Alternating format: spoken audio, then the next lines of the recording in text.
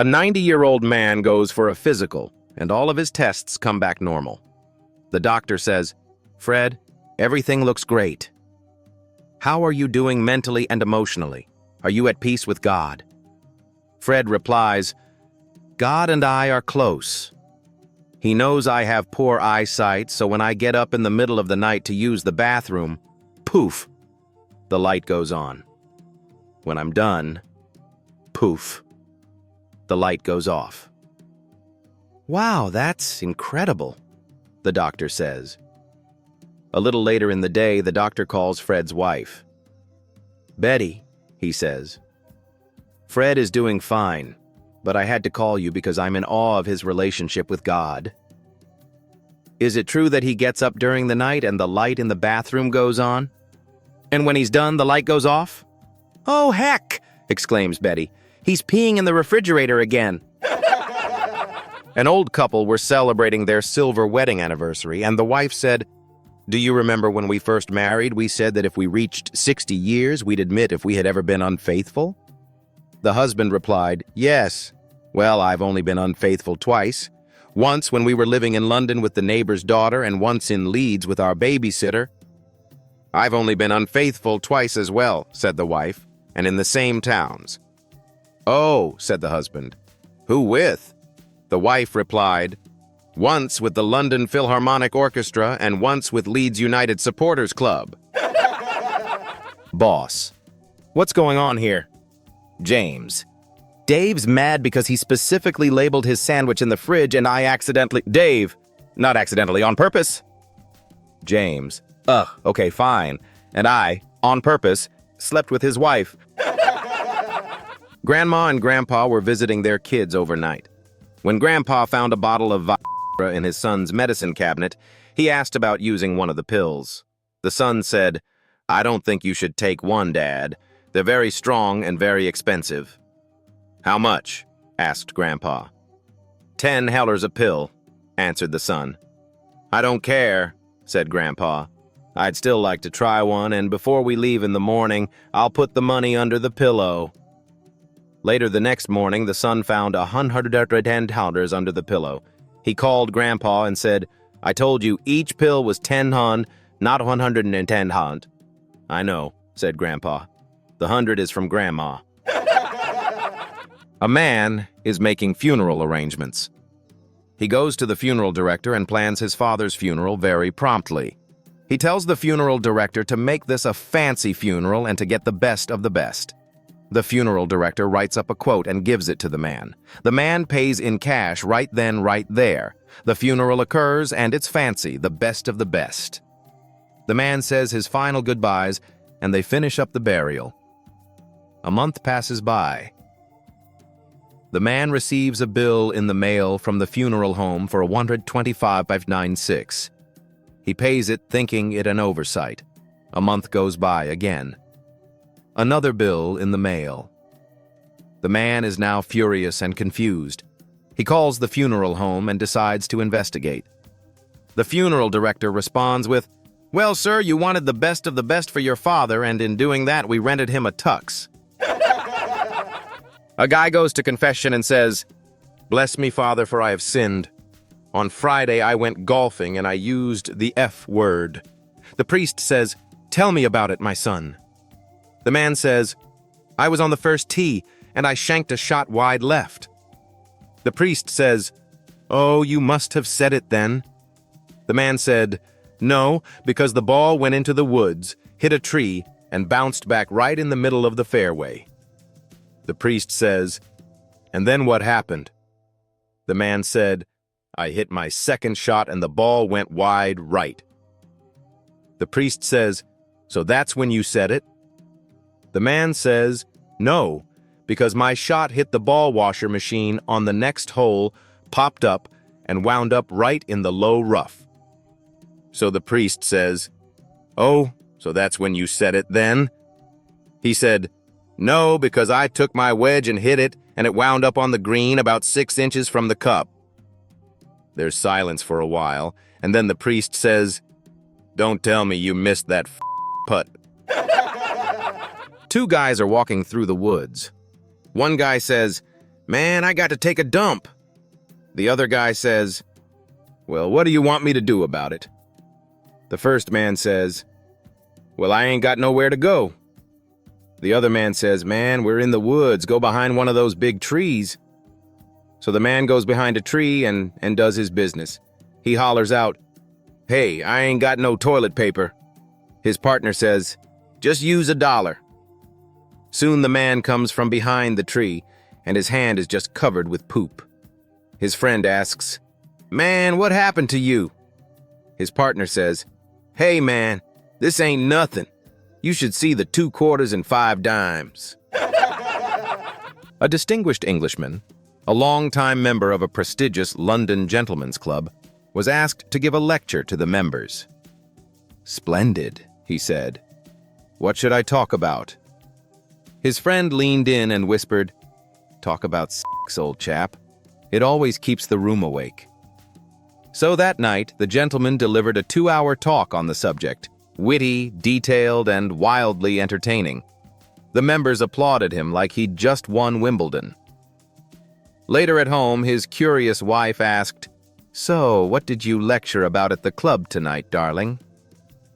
Not wanting to confess he'd just discussed bedroom antics in vivid detail, he replied smoothly, "Sailing, my dear. Gave a little talk on sailing." She raised an eyebrow but said nothing. A few days later, while shopping in town, she bumped into one of her husband's clubmates. He smiled warmly and said, "Your husband gave an absolutely fascinating talk the other night. Quite the expert, I must say." The wife blinked. "Really? That's odd. He's only done it twice. And the first time he got seasick, and the second time his hat flew off in the wind." A young couple had just gotten married, and they spent their wedding night doing what most newlyweds do, celebrating their love again and again, all night long.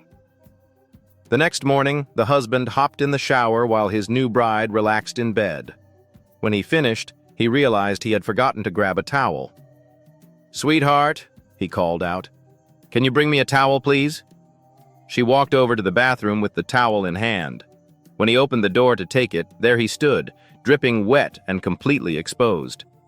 Her eyes widened as she glanced down, then back up, then back down, and stopped halfway. With a puzzled look, she pointed and asked, "Wait, what's that?" He hesitated, slightly embarrassed, and replied, "That's what we had so much fun with last night." She paused, looked even more confused, and asked innocently, "Oh, is that all that's left?" A man was sunbathing on the beach, alone, peaceful and still. He had no arms, no legs, just lying there quietly, enjoying the warmth of the sun on his face. A kind woman walking by noticed him. She stopped, bent over gently, and whispered, "Oh dear, you poor thing. Have you ever been kissed before?" The man blinked, a bit surprised, and replied softly, "No, I haven't." She smiled kindly, leaned down and gave him the sweetest kiss of his life. Then she wished him a lovely day and walked away. A few minutes passed. Another woman strolling along the shore noticed him lying there. She paused, looked him over. Then she said, "Gosh, have you ever been fugged before?" The man's eyes widened. His heart nearly jumped. "No," he said breathlessly, "I haven't." She gave a cheeky grin and said, "Well, you will be in 5 minutes." Man. "Really?" She smirked. "Yeah, the tide's coming in." And with that, she strolled off. It was then, after a long sigh and a quick glance at the waves, that Bob realized he was not getting any today. So, he calmly uncovered his arms, stretched out his legs, stood up, and headed home. A Scottish couple took in an 18-year-old girl as a lodger.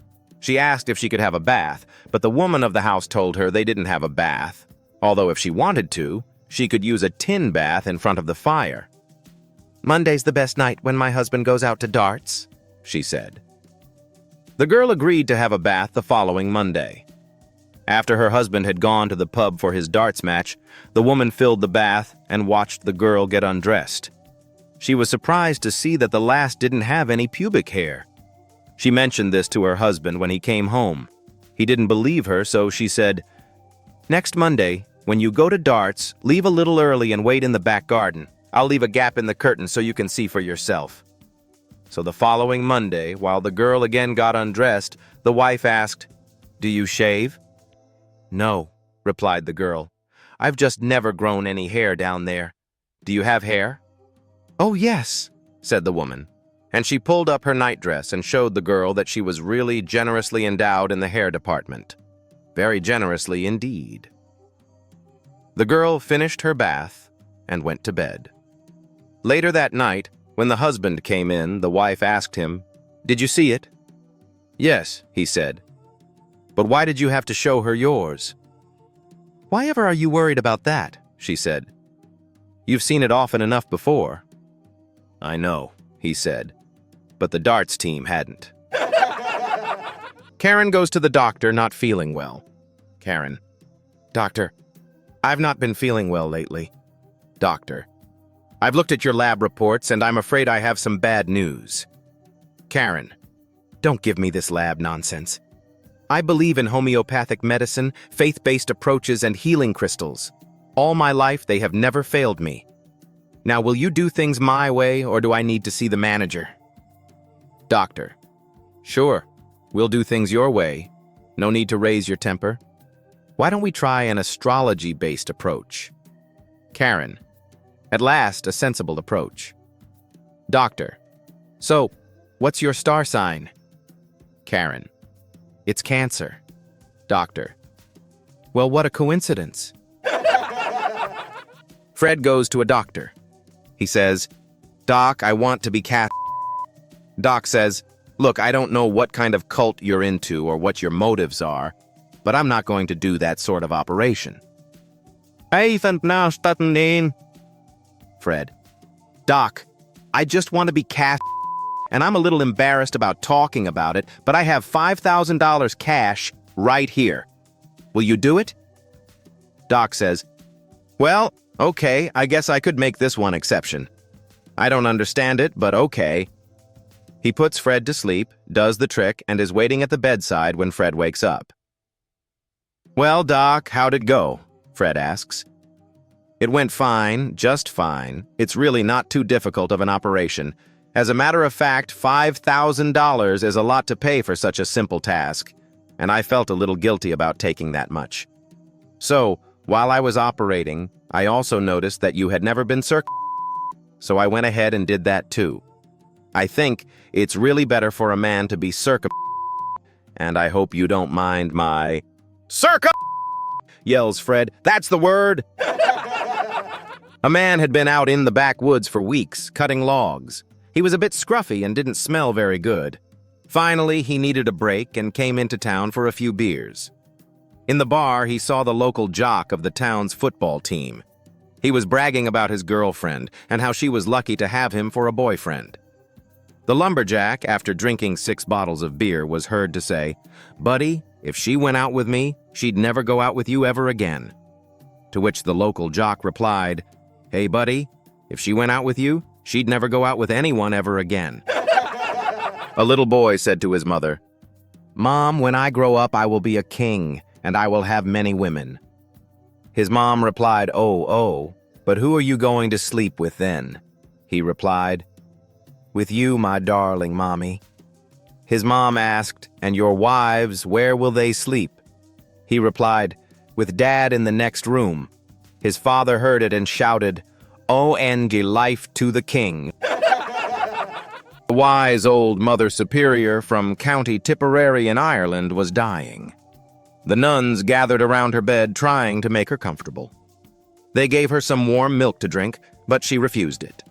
Then one of the sisters took the glass back to the kitchen.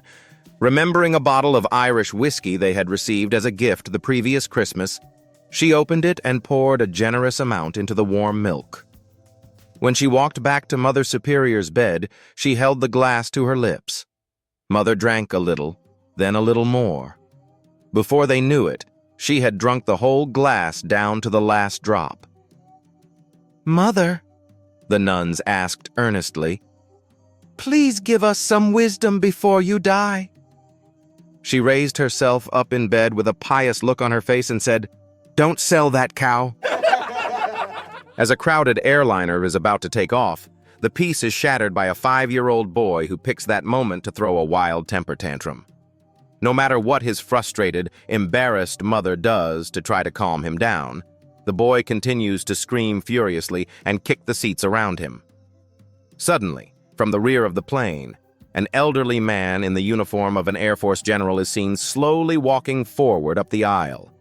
Stopping the flustered mother with an upraised hand, the white-haired, courtly, soft-spoken general leans down and, motioning toward his chest, whispers something into the boy's ear. Instantly, the boy calms down, gently takes his mother's hand, and quietly fastens his seatbelt. All the other passengers burst into spontaneous applause. As the general slowly makes his way back to his seat, one of the cabin attendants touches his sleeve.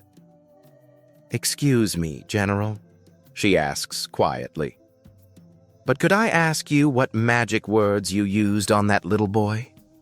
The old man smiles serenely and gently confides, "I showed him my pilot's wings, service stars, and battle ribbons, and explained that they entitle me to throw one passenger out the plane door on any flight I choose." A little old lady goes to the dentist. She strips from the waist down, lays back in the chair, and puts up her legs. The dentist says, "Excuse me, missus, I'm not a gynecologist." The little old lady looks at him and says, "I know. I need my husband's teeth back."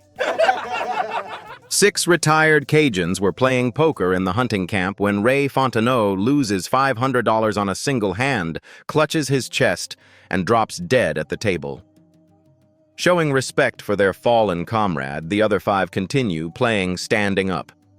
Boudoucette looks around and asks, "So, who is going to tell his wife?"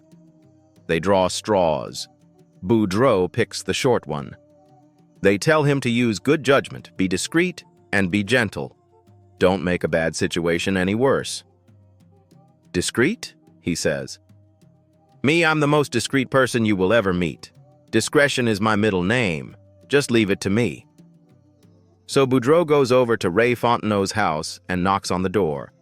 The wife answers and asks what he wants. Boudreau declares, "Your husband just lost $500 and is afraid to come home." "Tell him to drop dead," she yells. "I'll go tell him," says Boudreau. A man boarded an airplane in New Orleans with a box of frozen crab. A female crew member took the box and promised to put it in the crew's refrigerator, which she did. The man firmly advised her that he was holding her personally responsible for the crabs staying frozen, and proceeded to rant at her about what would happen if she let them thaw out. She was annoyed by his behavior. Shortly before landing in New York, she announced over the intercom to the entire cabin, "Would the gentleman who gave me the crabs in New Orleans please raise your hand?" Not one hand went up, so she took them home and ate them herself. It was many years ago since the embarrassing day when a young woman with a baby in her arms entered his butcher shop. She confronted him with the news that the baby was his and asked what he was going to do about it. Finally, he offered to provide her with free meat until the boy was 16. She agreed. He had been counting the years off on his calendar, and one day the teenager, who had been collecting the meat each week, came into the shop and said, "I'll be 16 tomorrow." "I know," said the butcher with a smile. "I've been counting too. Tell your mother, when you take this parcel of meat home, that it is the last free meat she'll get, and watch the expression on her face." When the boy arrived home, he told his mother, the woman nodded and said, "Son, go back to the butcher and tell him I have also had free bread, free milk, and free groceries for the last 16 years, and watch the expression on his face. A young couple. Before and after marriage. Before marriage. Woman. Will you ever leave me? Man. No, don't even think about it. Woman. Do you love me? Man. Of course. Woman. Have you ever cheated on me? Man. No. How could you think that I would do something like that? Woman.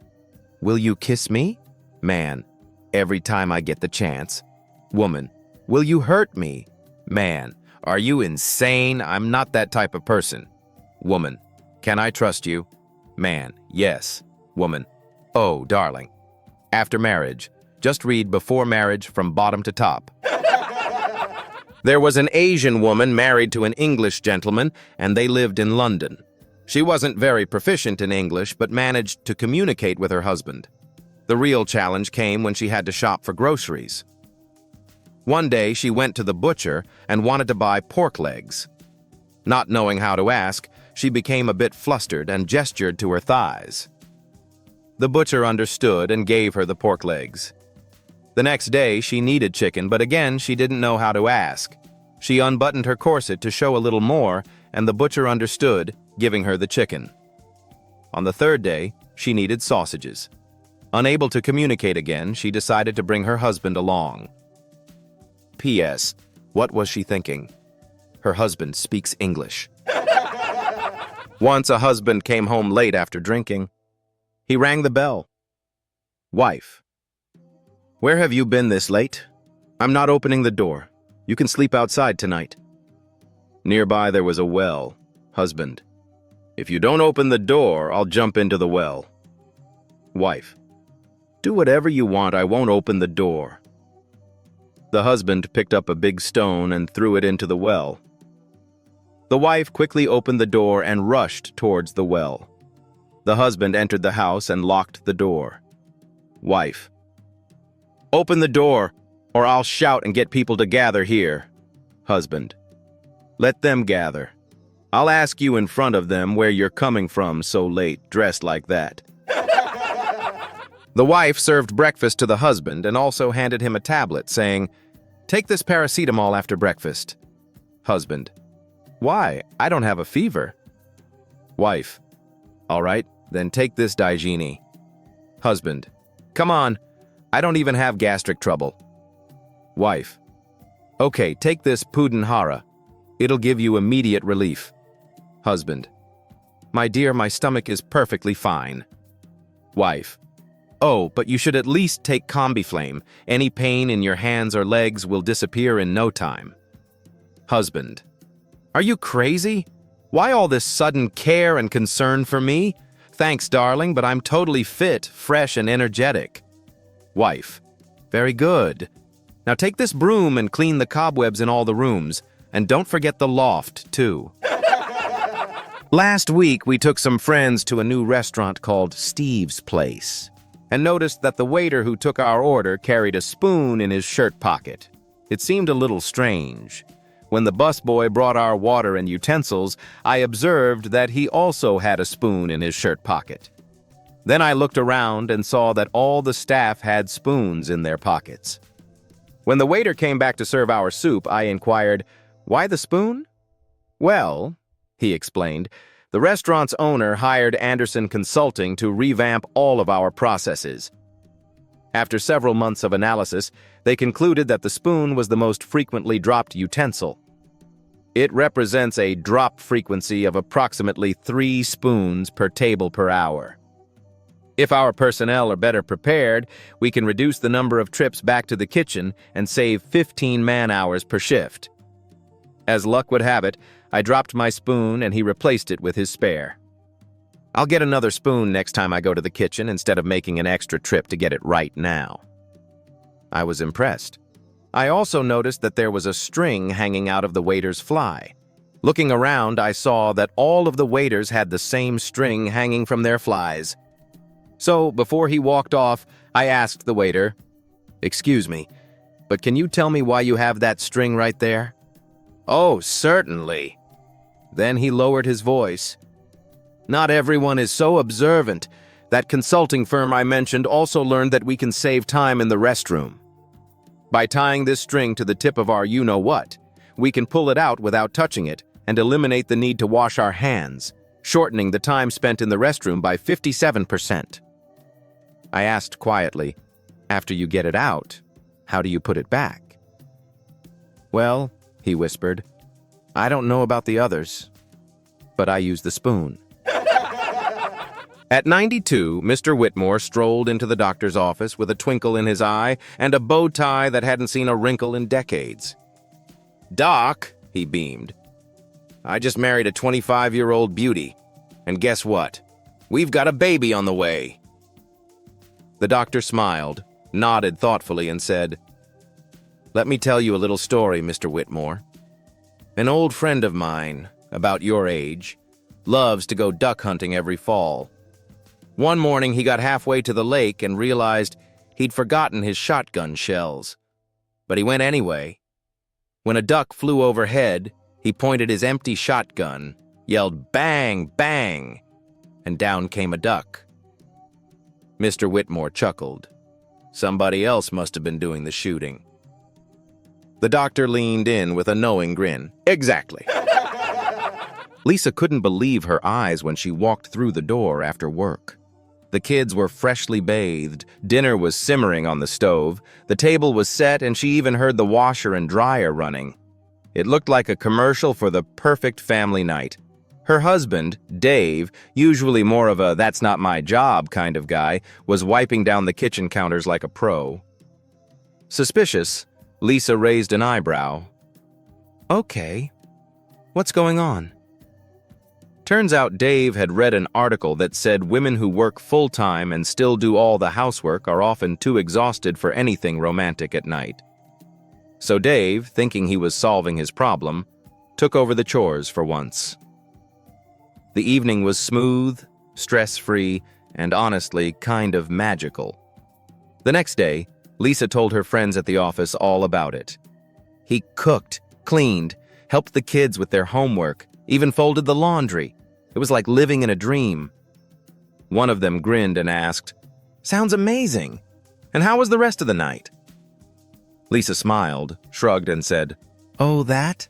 He was too tired." "It started this morning when I decided to wash the car. I headed for the garage, fully motivated, when I saw a stack of mail on the hallway table. Well, I'll just sort that first. I tossed the junk mail, set the bills on the desk, and noticed the trash can was full. No problem. I'll just take that out. But wait, since I'll pass the mailbox, I might as well pay the bills. I sit down to write checks, but I'm out. Where's my checkbook refill? Oh, right, in the desk drawer. I open it, and there's the Coke I lost an hour ago.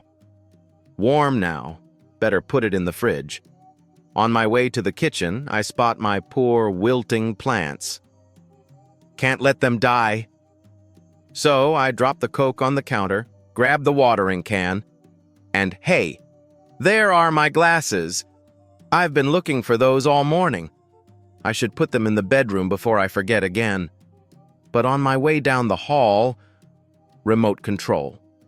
On the kitchen counter. Why is this here? No one's going to find it when it's time for Netflix. I bring it to the living room and toss it on the couch. Water the plants. Well, one or two of them. Step in a puddle I made. Great. Forget what I'm doing. Wander around trying to remember. Fast forward to 6 p.m. Car not washed. Bills not paid. Checkbook still empty. Coke still sitting on the counter. Flowers half alive, trash still full, keys, missing brain, exhausted. But I swear I've been busy all day. I've come to the conclusion that this is a real condition. AAADD, Age-Activated Attention Deficit Disorder. It's not fatal, but it's definitely contagious. If you've read this far, you probably have it too. I should get help. But first, I'll check my email and maybe grab that Coke, if I can find it. A man walks into a bar. He sits at the bar and orders a shot of whiskey. While his drink is being poured, the man spots a jar of $10 bills sitting by the peanuts labeled Bar Challenge. Curious, the man asked the bartender what was up with that. That there is the current jackpot for this month's bar challenge. Put in $10, complete 3 tasks, and the entire jar is yours. The man is taken aback and thinks to himself for a moment. Whiskey Man shoots back his drink and says, Here's $10. What do I have to do? Well, the bartender says with a large grin, first, you have to down this entire bottle of tequila. The man, without thinking, grabs the bottle and downs it in under 20 seconds. Impressive. The second task requires you to go behind the bar and remove the infected tooth from my dog's mouth. The man pondered on that for a moment, but quickly asked him for the third task. The last task is the hardest. There is a 96-year-old lady who has lived above this building for 70 years and frequently talked to us about how she hasn't been pleased by a man in over 50 years. Your last task will be pleasing this woman one last time before she goes. The man sat back in his seat and couldn't believe what he had just heard. He sat quietly for a minute. "F it," said the man. He stormed outside, and the bar was filled with sounds of the man's screams. You can hear the clothes being ripped from the man when suddenly everything goes dead silent. The man walks through the bar door. Cuts and bite marks cover him head to toe, and his clothes are in ruin. The bartender asks if he's okay, and the man responds, "Yeah, man, I did it. Now where's the old lady with a toothache?" There's a faint knock on the lawyer's door. He says, "Come in." He hears a feeble fumbling at the doorknob. Curious, he goes to the door and opens it and finds a very, very elderly couple. He immediately rushes to put 2 chairs in front of his desk, then rushes back to the door to help the couple hobble over to those chairs, and then help them down to sit. That done, he returns to his own seat behind the desk and says, "Good afternoon, how can I help you?" The old man croaks up, "My wife and I would like a divorce." The lawyer's a little taken aback, but keeps his cool and says, "Yes, we handle divorces here. It's one of our services, and we can do this. From the looks of things, it would appear you want to arrange something amicable. Well, that's great, and I can help you with that." The elderly couple appears pleased, but the lawyer's brow furrows a bit, and he says, "I hope you won't mind my getting personal right out of the gate here, but I have to ask, how old are you?" The man says, "I'm 96 and my wife is 91. The lawyer chews on this for a second. He then says, "I hope you won't mind my mentioning this, but I have to say, I've never seen... it's most unusual that..." Then he blurts out, "Why did you wait so long?" And the wife answers this one, saying, "We thought it'd be best to wait till the children had died." A husband and wife are in bed getting cozy when the wife suddenly pushes him away and says, "Actually, I don't feel like it tonight. Could you just hold me instead?" The husband, clearly frustrated, replies, "What? Why can't we ever just have some fun?" The wife responds, "This is so typical. You have no idea what it's like to be a woman. You just don't understand me." She then turns over and goes to sleep. The next day, the husband feels bad and decides to make it up to her. He says, "Let's go shopping. Pick out whatever you like." They head to a high-end store, and the wife tries on several outfits. She struggles to choose, so the husband says, "Take them all." She's thrilled and gives him a big hug. Next, they stop by the jewelry section. She admires a pair of diamond earrings, but the husband says, "Let's do better." He gets her a tennis bracelet worth twice as much. Feeling like she's had the perfect day, they head to the cashier. But then the husband turns to the cashier and says, "We've changed our minds. Could you put these back?" The wife, shocked, asks, "What's going on?" The husband smiles and says, "You thought I was buying all this? No, I just wanted you to hold them for a while. Now you know how I felt last night." A man and a woman were deeply in love.